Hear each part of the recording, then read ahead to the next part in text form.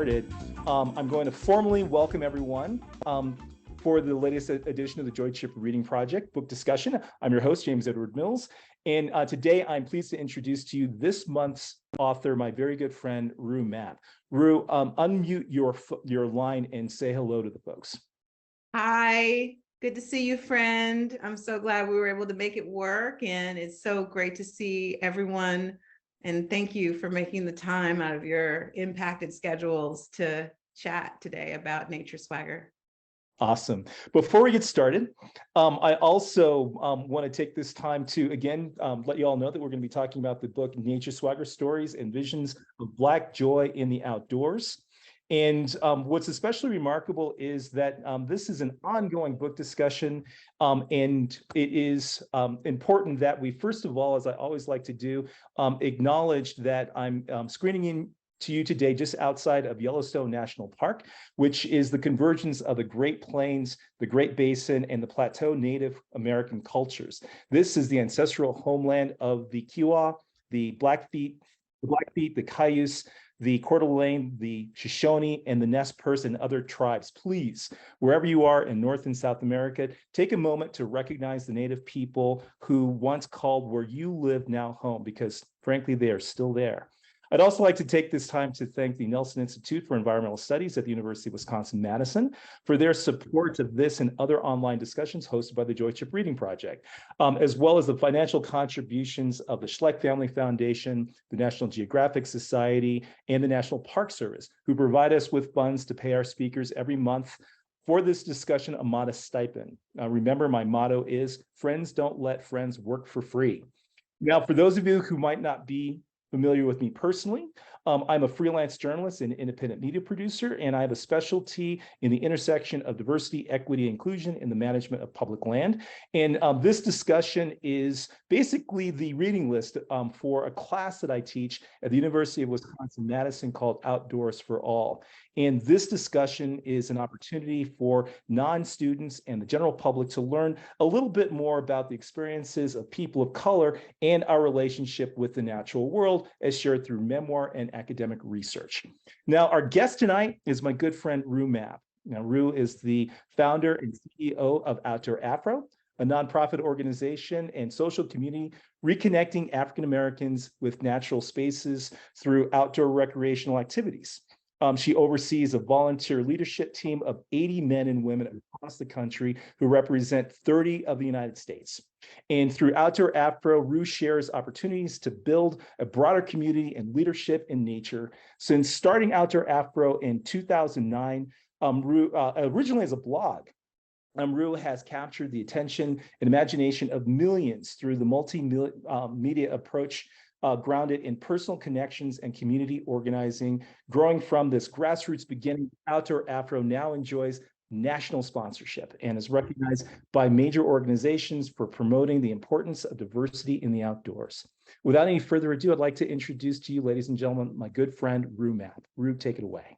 Thank you so much, James. And again, thank you so much, everyone, for making the time to talk about my very first book, which is the book of my dreams called Nature Swagger.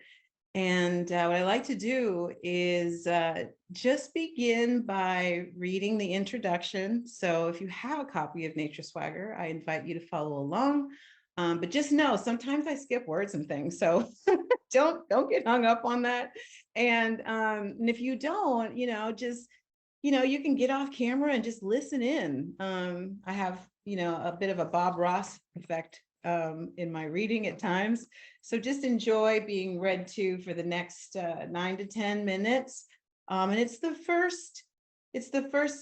second section or writing after a very good and mutual friend of both James and I, Ranger Shelton Johnson, who is a national park ranger at Yosemite National Park. And I was so honored for him to write the foreword for this book that really helps to set the table of the why for Nature Swagger, and also talk about the difference that nature made for him and really for all of our lives. So I'll read, and then after I read, then I'd love to open up, I'll turn it over to the facilitation of James, and I'm really hopeful that you all come to me with your questions about the process or really anything that's on your mind about Nature Swagger if you've read it. And you can ask me anything about Outdoor Afro as well. So thank you again. And I'm going to put on my number 2 readers because that's where we are right now. I'm 51, so we got to make things easier. Anyway, introduction, a standing invitation. Our family's ranch in Lake County, California stood on 14 acres of land covered in English walnut trees and sprawling oak trees that shaded our modest home. The entrance to our driveway was flanked by a rock masonry frame, and hanging from it was a homemade black and white sign with letters carved out by a wood router, Big Oak. It was a remarkable corner lot with open ranch fencing on 2 sides that allowed anyone driving by to easily take in what was going on in the yard. People routinely slowed as they rounded the corner to see what lively events were happening at Big Oak. The land was lovingly and purposefully tended to by my father, A.C. Levias, who delighted in creating both its form and function to enhance the experience for our bi-weekly family runs and for everyone who frequently visited our ranch. There was a barn and a shop built with symbiotic purposes in mind. These would be where we built the pen that housed our pigs and other livestock. Beyond that lay a bountiful vegetable garden, vines full of grapes, and trees heavy with fruit in the summer. My dad also built a walk-in smokehouse, a swimming pool, a swing set, and eventually a tennis court. Altogether, our ranch was a place that holistically embodied outdoorsman grit with a nod to community entertainment and a resort-style twang. My dad was a Black man from the Jim Crow South with an 8th grade education who had the audacity to create a place like this in a nearly all-white town. But he was respected in the community, and on one occasion, the county newspaper covered one of our large family events on its front page. As a child, I was always thrilled to visit the ranch. I delighted in taking part in hunting, fishing, and exploring the surrounding woodlands along country roads by foot or on bike. Nearby Copsey Creek was an oasis of discovery and learning about aquatic ecosystems, as well as the seasonal flow of water. I recall many times getting out of the car and wondering if those tadpoles or pollywogs I saw a couple of weeks before had turned into frogs. How high was the river after a big rain? At the ranch, I fell deeply in love with nature. More than just bountiful and beautiful land, the ranch was also a site for celebration, where we invited family, friends, and members of the community to enjoy holidays, parties, and reunions. I especially love when we kids put together talent shows for the adults who would spend the day talking, laughing, and playing games like Bid Whist and Dominoes. I received lessons in hospitality at the ranch. My dad had a famous saying, "You have a standing invitation," meaning once you visited our home, you were always welcome back. Sometimes there'd be so many people dropping by or staying over, it felt like the house might explode. But there was always enough room for everyone, even if it meant people slept on the kitchen floor with a homemade quilt or under a makeshift sheet tent. And there was always something cooking or ready on the stove, on the grill, or right out of the oven. One more barbecued rib, a bowl of collard greens, a slice of 7-Up cake, a cup of punch, nothing lacking. The hospitality my parents showed everyone is still unsurpassed and still raved about to this very day. Those welcoming ways of the ranch meant that adults and children alike could experience wonder under the bright stars at night, unseen back home in a light-polluted cityscape. Air so fresh and fragrant of lake and oak woodlands, the euphoric sound and experience of silence. I had a front row seat to the joy of community in that nature, which brought about in me a yearning to create and be a part of something like it for the rest of my life. Back home in Oakland, I participated in Girl Scouts, which reminded me of the intimacy and affinity of the community on my family ranch. I love the Girl Scout mottos, our songs, and our rituals, but the highlight was learning how to camp. Mind you, my family had been an outdoor loving family, but no one saw the need or had the wherewithal to camp. That might have been regarded as something other people do. After my first experience with my Girl Scout troop, I was hooked on camping and everything it encompassed. Even chores were more fun, tackled as a group in nature while singing songs. It was at this time I started a diary, a prized Hello Kitty red patterned book with empty lines of possibility. In those pages, I was especially drawn to capturing my time in nature. In painstaking detail through my new curly cursive, I wrote what I saw and what I did and shared the stories of how we related to one another in our pop-up community. Around the same time, I became fascinated by technology. Growing up in the Bay Area meant being exposed to the cutting edge of early computer technology. Carl B. Monk, my Oakland Public Elementary School, had Commodore PET computers for our classroom. By the age of 10, I was programming basic language so easily that my parents purchased a home version of the Commodore for me so I could continue to practice this new skill and passion. I would sometimes bring my computer to the ranch and practice programming in quieter moments.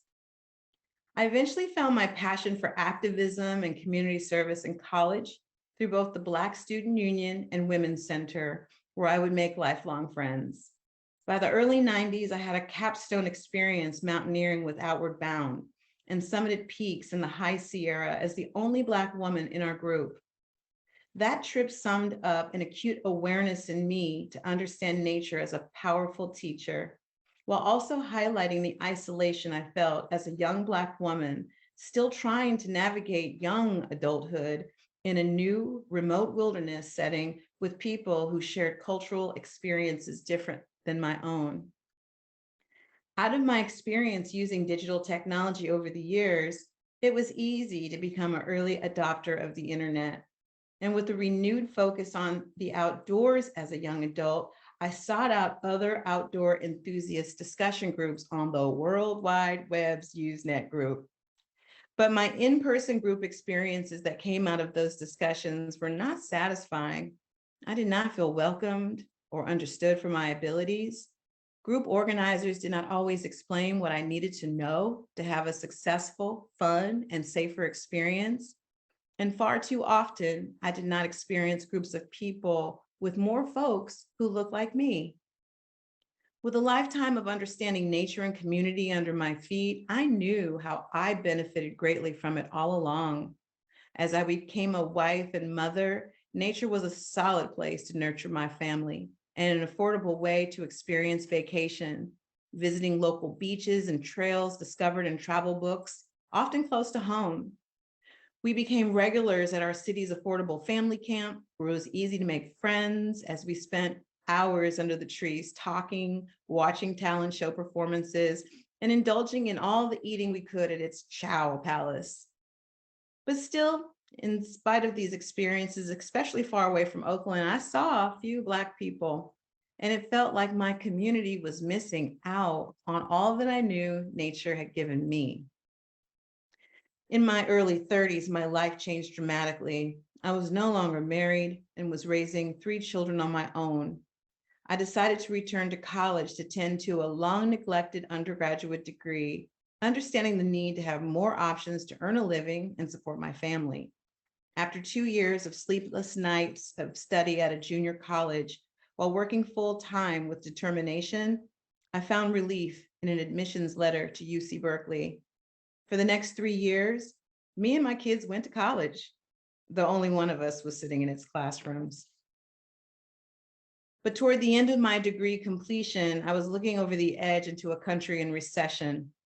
The goal of getting that great job did not seem certain anymore.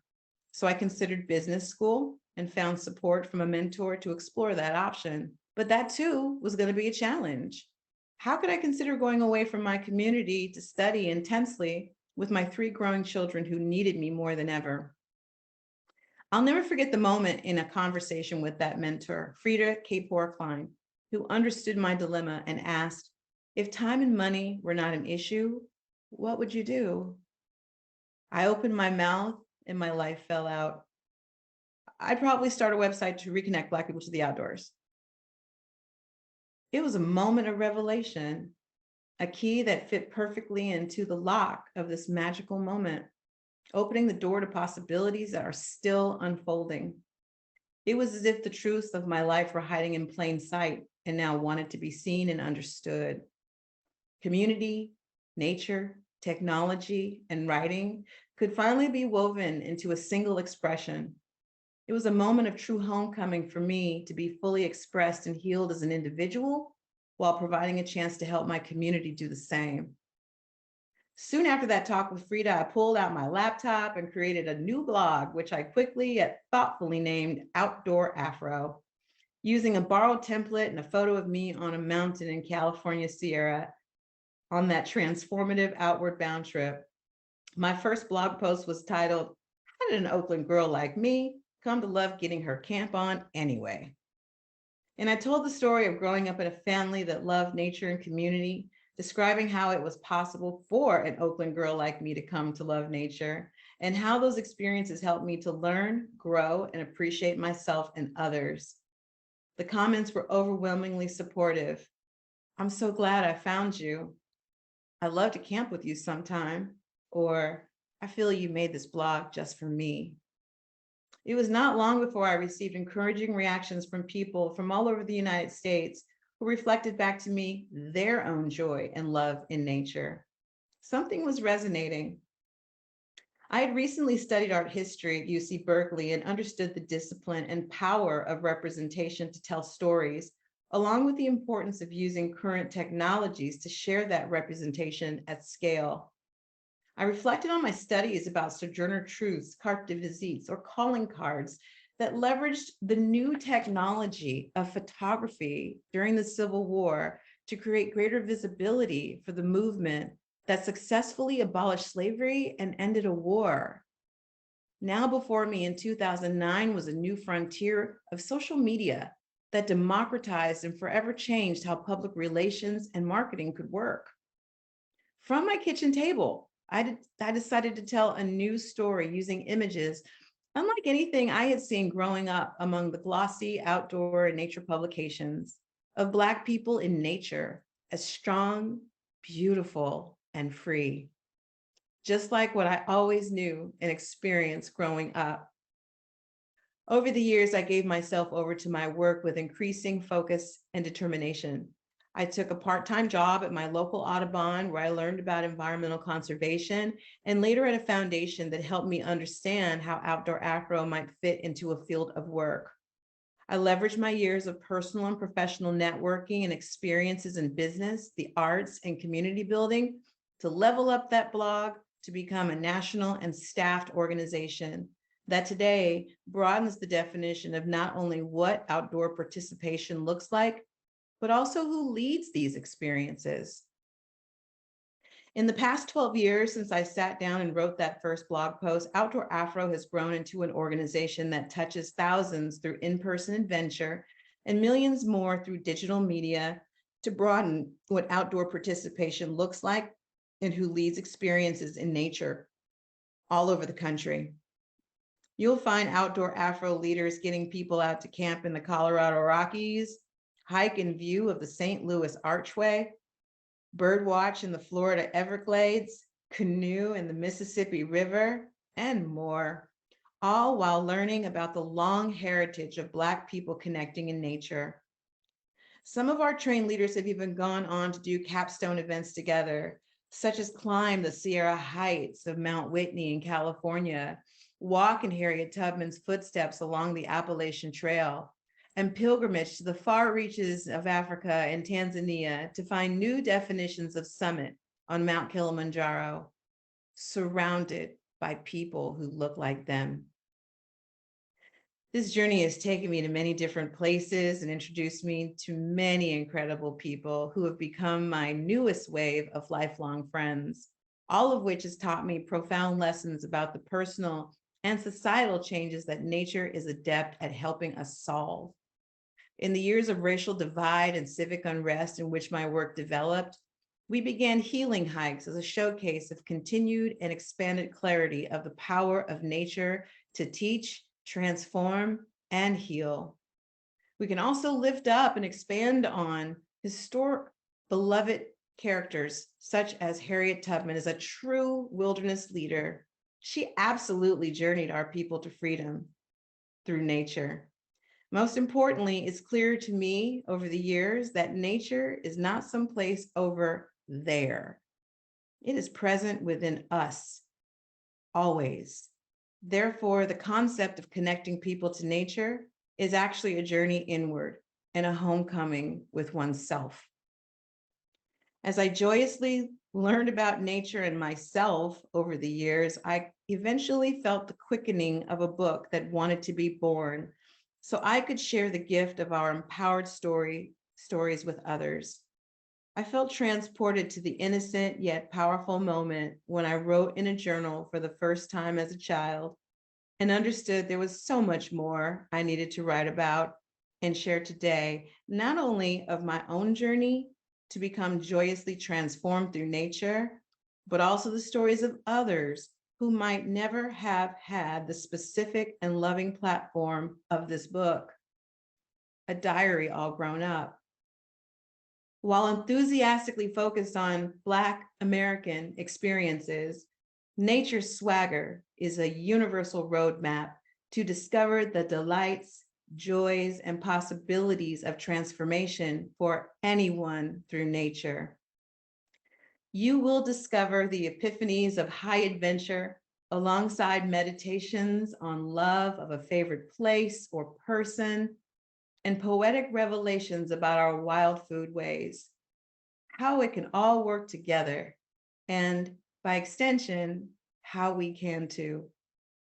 This book, as my father would describe it, is your standing invitation to reconnect with nature and write your own story and transform within it. Wow, I'd love it if everyone could indicate in the reactions what they thought of that amazing recitation. Ruth, thank you very much for sharing that wonderful story. I want to begin by taking this all the way back. Now, you founded Outdoor Afro in 2009, and I've had the pleasure of knowing you almost since the very beginning because you and I met shortly after we both started blogs. I remember our very first call.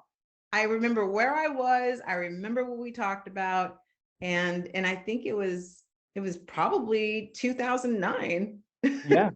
Yeah, because I mean, that was so the Joy Trip Project is now celebrating its 15th season. And so we've been friends since our respective beginnings. So I can't tell you how proud I am to be able to have this conversation with you now, because I really look back at those days when we had that wonderful meeting at Red Top Mountain in Georgia. And so many Black leaders came out to talk about these amazing experiences. But truthfully, I mean, you're the one who really helped to perhaps make it accessible to a much bigger, broader audience. And my first question for you, and one of the things I'm really interested in knowing and understanding is, you have your own love and passion for the outdoors, but how do you transmit that to someone else so that they can take their love and passion for the outdoors and, as you have, share it with other people? Because that's one of the things that you train your Outdoor Afro leaders to do within their own communities, to share their love and passion for the outdoors. How do you do that? Well, I think it always starts with people's values. You know, sometimes we start with the activity or the place, and, you know, we want to get people to do like something, or we want them to go somewhere. And I think the big missing piece has been just asking people like what they want to do. You know, like, what do you care about? Like, what do you, like, some people love water. Some people love mountains. Some people love their city park. And also, you know, getting into like, not only people's values, but like, what kind of time do they have to work with? You know, not everybody can take off a month and go on a backpacking trip. And so for a lot of busy working families who comprise the majority of the population that we touch, they may not have a whole weekend. They might work over the weekends, or maybe on the weekends they've got to see about grandma, or they've got to go to Little League, or they go to church, or they watch football, or like people are busy. And it's super important to figure out, like, how do you provide compelling opportunities that align with what people's values are. Maybe they just want to meet new people. Maybe they want to improve their physical health. Maybe they want a quiet place away from the family to meditate or get a breath. And so for us, Outdoor Afro was informed by what our community wanted us to be. And because I didn't come from like the traditional conservation environment or even outdoor education world, I didn't feel encumbered that I had to follow like any protocol. I was just like, let me just get to know what people want. And then, and in that way, we've been able to be fairly nimble and very adaptive. And this is why having local leaders are so important, because I know that on those outdoor experiences, people are talking about a lot more things than bird ID or plant ID. They're talking about who's serving the best food, where to get my haircut, where do you go to, shop or whatever, and so having people in a local community provides a way for us to have very relevant experiences with people who folks can connect with on many different levels. Well, again, I think that taking it down to the community level is perhaps the biggest and best, most powerful part of Outdoor Afro. It is a national organization, but it's decentralized in the sense that people in respective communities have the ability to create an Outdoor Afro that suits the needs of the places that they are. And I think that that's perhaps one of the biggest, best values that your program has to offer. But one of the things I think is really important too is that you create a safe space. What we've long called an affinity space, where people can be made to feel safe, secure, and seen. How important is that in terms of making sure that Black folks have a place in the outdoors? Yeah, thanks for asking that. And I'll clarify that we actually are very central, meaning everybody's tied to headquarters. And we learned a lot from, I learned a lot from some of the what I call heritage organizations, the ones that have been around for 50 or more years. And they had maybe different chapters everywhere. And we were very conscientious to not form chapters so that there wouldn't be risk of people creating fiefdoms and kind of running rogue with different areas of the business, or even just giving people the responsibility that they may or may not have the capacity to hold for fundraising and governance. And so all those things are handled from our headquarters. And this way, no matter where you go in the country, you can know that, yes, they'll have the relevance of the local area, but it won't feel like a different experience. It'll still feel like, oh yeah, this is an Outdoor Afro experience that I have come to expect. And that kind of structure was very important to us. And about affinity groups, when people ask me about why the need for affinity groups, why can't you just go out with anybody? I always think about like when I was a new mom. So James, like when I was a new mom in the San Francisco Bay Area, I joined a new moms group in the San Francisco Bay Area. Why? Because I wanted to be with people who had that experience, who'd be able to talk about local resources, and really could understand what my journey was. And so I'm a big believer in affinity groups, no matter what your identity focus is. It might be your church group, it might be a student group, it might be an age demographic, but like those are really important ways for you to build confidence. And I think that it's great that when you get that confidence in that affinity group where you can be comfortable with a lot of other areas of your life, it empowers you to be able to take that knowledge and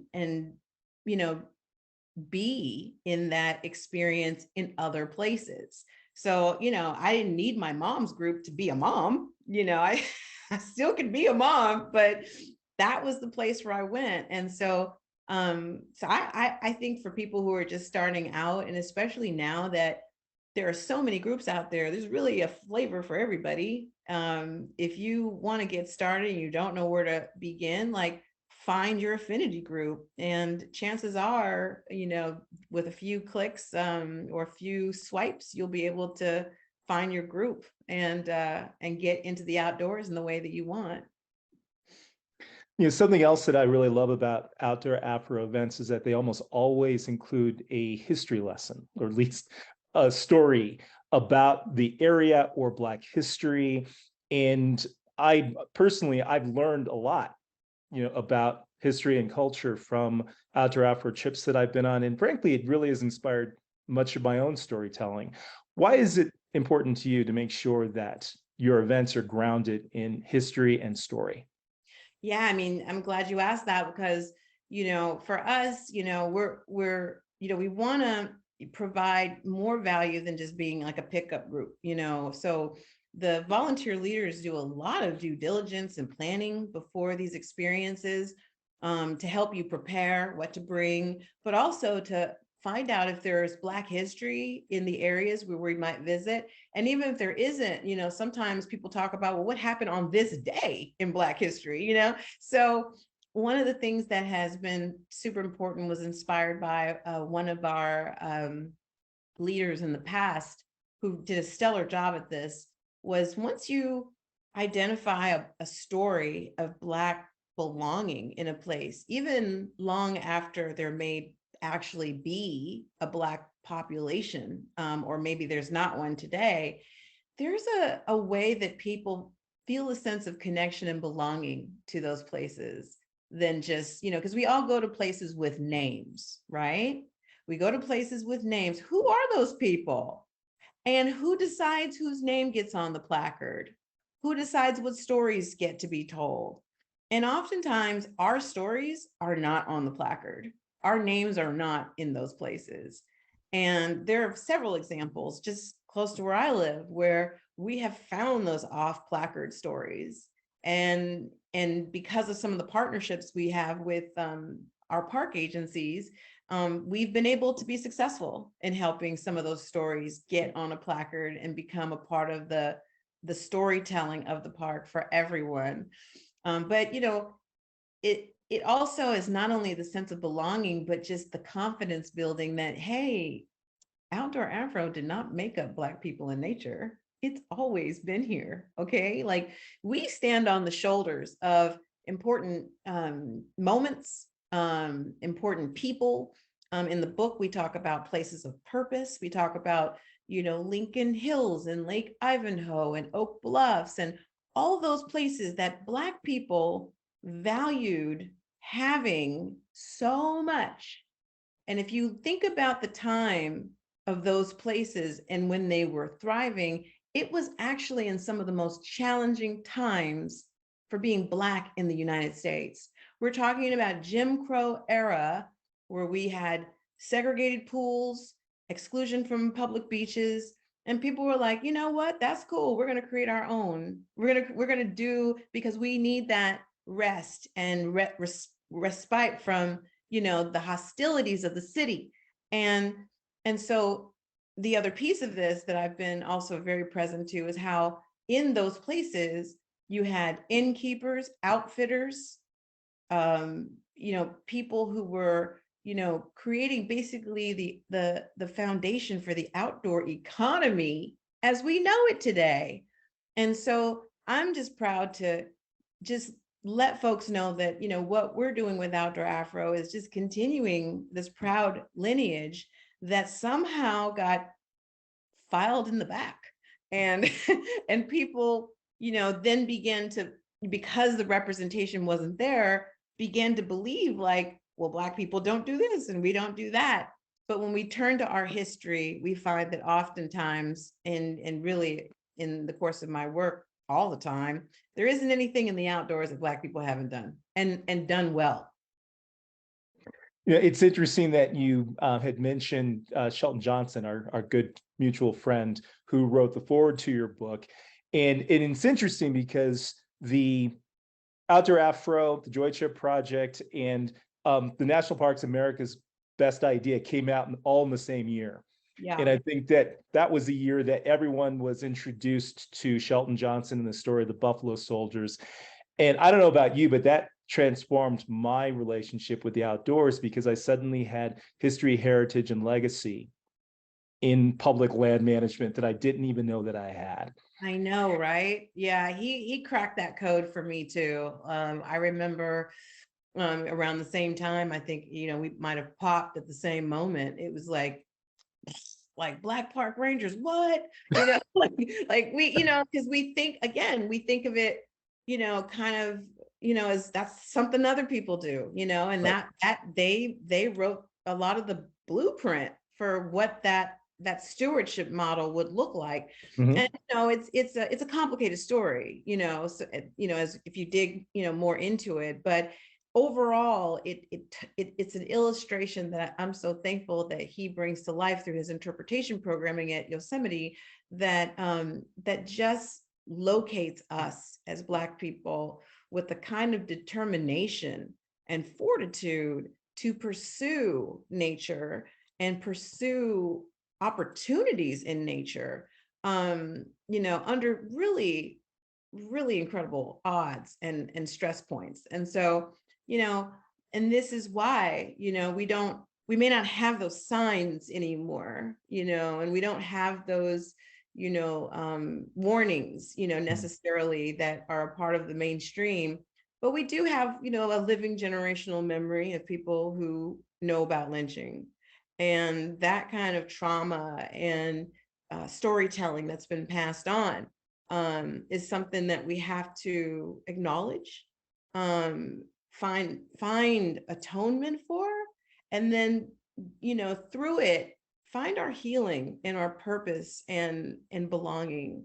And that's where Outdoor Afro lives. Well, I hope everyone is enjoying this conversation. And please, if you have questions, please put them in the chat. And I got to tell you that what's fascinating about this whole conversation is, so Shelton is going to be 65 this year, and he's planning on retiring. I good for him. Yeah, but Yeah, the problem though is that he's still the only permanently stationed African-American park ranger in Yosemite. And when yeah, he retires, there won't be any. But one yeah. of the things I really love about Nature Swagger and the stories that you share is that you're really introducing us to a new generation, or the next generation, of Black leaders who will carry on the mantle in his stead, maybe not in Yosemite per se as park rangers, but in other aspects of the outdoor recreation space. When you look at the amazing work of Dr. Carolyn Finney, Dr. Drew Lanham, Faith Briggs, Leanna Taylor, so many wonderful people who are doing such fabulous work. I'm sure it was difficult for you to figure out the number and types of people that you're going to profile. And No, without asking you to pick your favorite, yeah, or even highlighting a single one, what was your process yeah, towards yeah. helping to identify these amazing characters in your book? I mean, you know, I had to decide pretty quickly, is this book going to be like about celebrities and well-known people or not? Or is it going to be, because you get pressures from publishers and people who want to, kind of tag into other veins of importance. Right. And there was also, for me, it was about, first and foremost, like calling my friends. And, you and I are in the same boat in that over these years, we've met a lot of people, we've worked a lot of people, we've broken bread with a lot of people. And so I would say, like, almost everybody in this book are people who I would consider a friend, and who I've also experienced some profound nature learning or experience with, or who has been, we've been mutual like champions of one another's work. And so it was not like I had to research like the who's who of the outdoors. So that made it a lighter lift in that way. And then, I wanted to specifically tap into lesser known stories. People who might not even think of themselves as belonging in the book. There were some people who I kind of had to convince that their story belonged in the book. And it was important to me that even for people we know already, to hear a different side of who they are that might be lesser known. And and again, this is a Black American experience. So that was kind of also a guardrail there, wanting to just, really kind of focus on that, where I feel like there's a lot of stickiness around the history and people who could really speak to that history in a way that, can be inspiring and transforming through that narrative. But I also aimed for a few other things that may be not so obvious. I mean, in addition to helping people along the way of seeing themselves in the book, I had to also support people with whatever process they needed to get in the book. So some people were writers, natural writers. Some people I transcribed, and we went back and forth. Some people were interviewed, and then we created their piece from an interview. But I did not want whether or not someone thought they were a writer to be a barrier for being in the book. And then finally, I wanted a book that could meet people at their literacy. So if you were a 6-year-old and you are, leafing through the book, you would see Bryson, right? Who's, hanging out at the beach.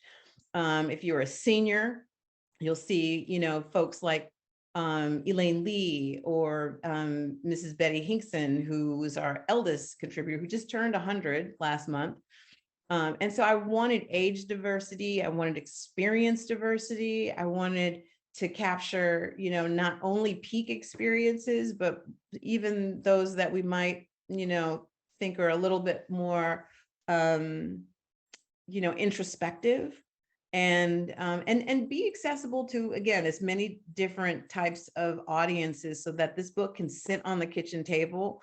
Just like, I don't know if you remember, well, of course you remember Jet magazine. Of course. Okay, so like Right Jet. there with Ebony. All right, so, but Jet though, listen, Jet has something for everybody. Everybody, like, it didn't matter like what your age was, you would like, you might be into, news and business or sports, the beauty of the week, what top records there was. I mean, everybody in the family could pick up Jet and find something they wanted. And so I really kind of wanted this book to be like the Jet for the We're gonna Black. have to have multiple editions then. We can maybe turn it into a monthly magazine. Well, we got a couple of questions from the audience, and in the 15 minutes that we have left, I'd love to turn it over to the people in the room.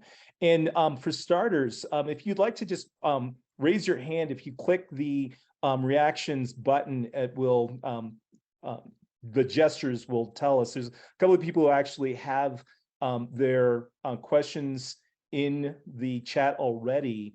I'd love to open it up to, let's see, there was one question in particular that I liked a lot, and I'm frankly scrolling up, so forgive me as I'm trying to find my questions here. So Tani Hughes had a question about swimming. Tani, would you like to unmute your microphone and ask your question? Hi, Rue. It's so nice to see you. We've been chatting a little bit in Instagram. Oh, it's so great to see you in person. Oh, thank you for taking the time, and hopefully you'll come to LA.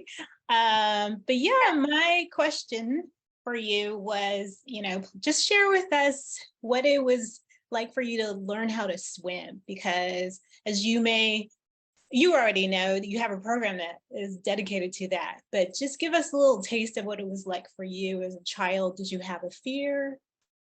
Yeah, I'm glad you asked that. And, I think a lot about my dad's ranch and how deliberate he created like a space for the family, and specifically, Black people, because everybody was welcome to come from extended family to be there.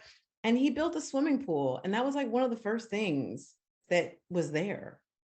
And my first, I mean, okay, so it was in stages. So I had the kiddie pool, the blow up kiddie pool that was next to the swimming pool. And that was my little domain, until I was maybe 3, 4. But when it came time to be in the bigger, like the end of the pool, which was shallow and was like 3 feet, I specifically remember being held by him like this, under my belly and being told to kick, kick, kick. And, and so believe it or not, I kind of evolved my swimming from those experiences without actually having swim instruction.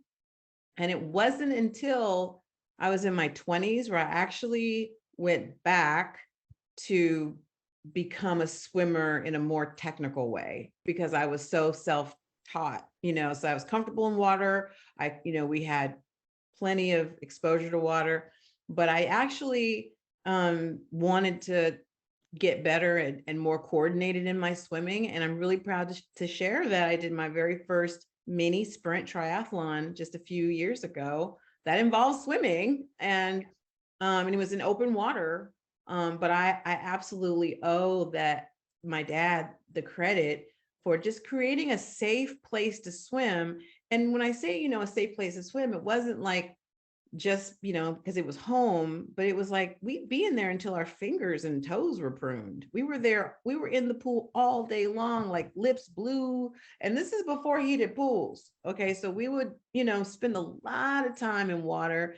And then he also liked to fish. And so we were in a boat and, would jump off the boat. And so I really had what I consider a very varied and privileged level of access to water, which is why, I prioritized for the organization. We're thankful to have funding. And for any of y'all who know of licensed and insured swim providers around the country, please connect with Outdoor Afro, because after the pandemic, it's been harder to find swim programs and people working in swim programs to connect with the people who really want to learn. And we're happy to provide funding for those lessons, because,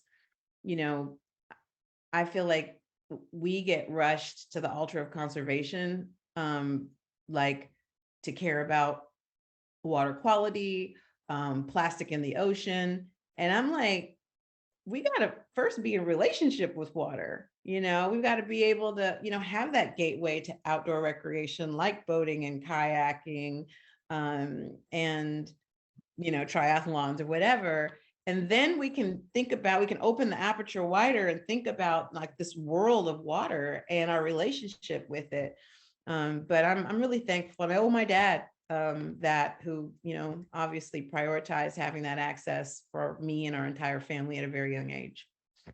That's wonderful. And thank you for sharing that, because I almost drowned twice in learning how to swim. And so, yeah, it really stuck with me, but I need to keep trying. And so I hope everyone else. Well, we teach adults and children, so you should reach out. Because here's the thing, because of the disruption of, this is our inheritance from Jim Crow.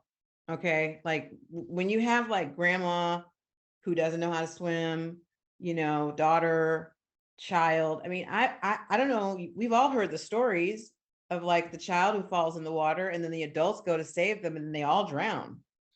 So that's why we're very deliberate in, making sure that parents and caregivers and children know how to swim. And even if you don't have kids, you still have young people and peers in your sphere of influence whose difference, it can make, and who you can inspire. So let's definitely, crack that disruption and get our folks swimming again joyously. Awesome. Our next question comes from Douglas Barclift. Douglas, would you like to unmute your microphone and ask your question? Yeah, hi, thank you. Thank you for continuing to be an inspiration to people like myself. It's really a pleasure to be here. I just wanted to ask you, gosh, actually the swimming question brought so many other things up, and I'll just, I'll digress. just what's the most common storyline that you hear from Black people and their individual experiences in revelations when going out into nature in an outdoor Afro group for the first time, like as a group? Yeah, I mean, we actually do a little testifying at the end of every one. We don't just all, break. we spend a little time to just reflect, and the overwhelming feelings are joy, connection, peace.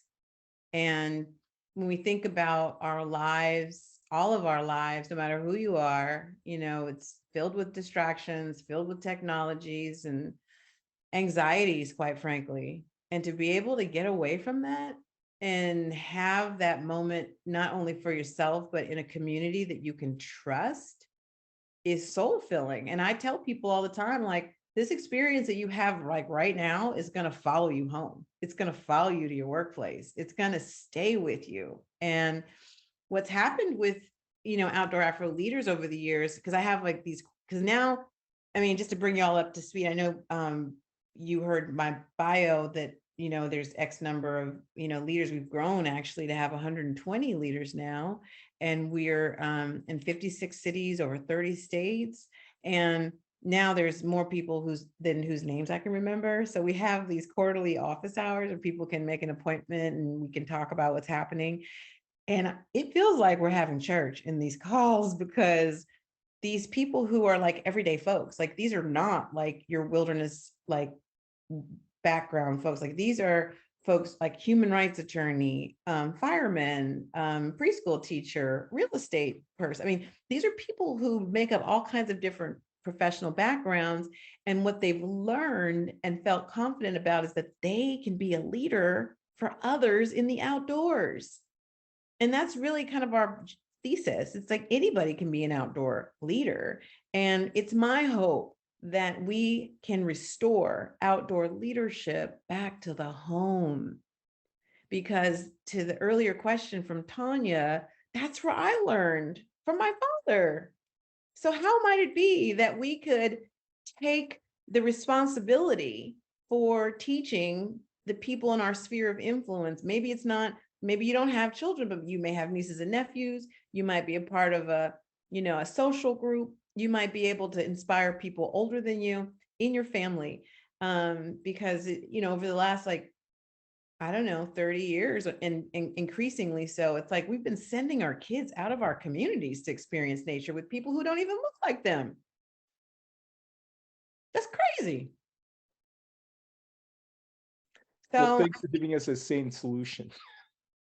yeah, well, and I feel like, the overwhelming, I mean, and you heard it in the reading, if I strip away everything that I'm doing, like, let's just take out all the pieces, it's really the business of transformation, Yeah, truly. Thank you very much. I appreciate that. Thank you for your question, Douglas. So our next questioner comes from Ari Rosser. Ari, would you unmute your line and ask your question, please? Yes, hi there, Rue. I'm Ari. I work for the National Park Service, and I'm based outside of Cleveland, Ohio. I've been involved in researching African American and other kind of people of color stories of recreation in Northeast Ohio. And I was there seems to be quite a lot of funding right now, especially as the National Park Service gears up for the 250th anniversary of the Declaration of Independence, which is kind of going to be celebrated with kind of an inclusive, deferred storytelling is kind of the theme that's going in, the way we've had deferred maintenance. So I was kind of curious if Outdoor Afro was sort of strategically doing anything, or through other partners interested in some of this placemaking. I know Trust for Public Land and the National Park Foundation, there are other sort of some big players that are aligning themselves in this area. So I was just curious if that was something on your radar. Yeah, yes, it is on our radar.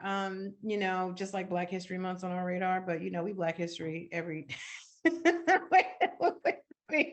So, I mean, do the thing. Go on, do it. And we're gonna do it. That's just who we are as part of our DNA. And I'm, super thankful actually for all the ways that, especially the National Park Foundation, I mean, they've been a friend of Outdoor Afros from the very beginning and has really been, you know, an important funder and advisor and supporter, you know, and so we link arms with folks who are already with it, you know, and, you know, when we're thrilled, you know, it's just like adding more flame to the fire, you know, like let us all be about telling the stories, because what I love about the national parks, and I think probably most everybody on this call would feel the same, it's like it's the story of all of us, you know, and we want to see more than standing soldiers and kneeling slaves when we go to national, you know, monuments and things like that. So I'm really happy, you know, I'm really happy, and I'm here to, you know, cheer people on, and, you know, and thankfully it aligns with who we already are. Well, thank you so much. I cannot believe that we're actually already at the end of our hour together. I first of all would like to make sure that I give someone this amazing copy of Nature Swagger. And if you were paying attention, somebody knows the answer to the following question. What year was Outdoor Afro founded? I said it 3 times deliberately. The first person who puts it into the chat wins a free copy. And there it is. Lorena. I'm going to, Marquise, I'm going to butcher your last name. I will contact you by email and get your mailing address, and I will send you this copy as soon as I get back home. I want to thank everyone for being with us tonight. And I also want to make sure that everyone please join us for our next book discussion, which will be on February 23rd. And we'll be talking to Alice Mariella Desire, who is the author of the amazing book, Running While Black. And she was kind enough to arrange this conversation, but I'd neglected to remember that that is the anniversary of the death of Ahmaud Arbery. And so I'm counting on this being a fantastic conversation. So please look to the Joy Cheer Project website for updates on the exact time for that discussion. I also want to thank again the Nelson Institute for Environmental Studies at the University of Wisconsin-Madison, and to the financial support of the Schlecht Family Foundation, and also the National Park Service and the National Geographic Society. And also, please, if you are inclined or interested in learning more about information regarding our national parks and other resources, I'm going to put into the chat a link for a website that I am working with the organization called Together Outdoors. And we have a fabulous resource called the Resource Hub. And through a partnership with this organization and the Joy Cheer Project, we will be integrating the Anti-Racism in the Outdoors resource guide onto this platform. It will be a searchable database with information and resources that will help you have an incredible experience in the outdoors, or an educator as a person of color. So please, take a look at the beta version of this platform. We'll have a formal introduction of this fabulous platform with a group discussion that we'll be hosting through the Nelson Institute in April of this year. So again, tune into the Joy Cheer Project for information for future events. Again, thank you everyone for coming in tonight. I'm going to sign off and join my National Geographic Society friends for a lovely evening of cocktails. But for now, go out in the world, be joyful, and continue to read.